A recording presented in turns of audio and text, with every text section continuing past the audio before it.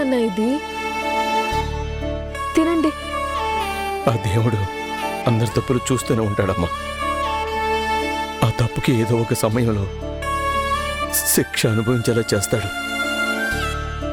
గతంలో నిన్ను బాధ పెట్టిన పాపానికి ఇప్పుడు ఇలా శిక్షిస్తున్నాడు అనుకుంటాను. ఎందుకు నాన్న ఇలా అంటున్నారు? నా విషయంలో మీరేం తప్పు చేయలేదు. చేశానమ్మా.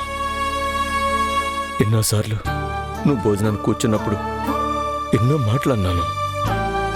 నువ్వు తింటున్నప్పుడు కూడా తిడుతూనే ఉన్నాను. నిన్ను అలా తిట్టినందుకే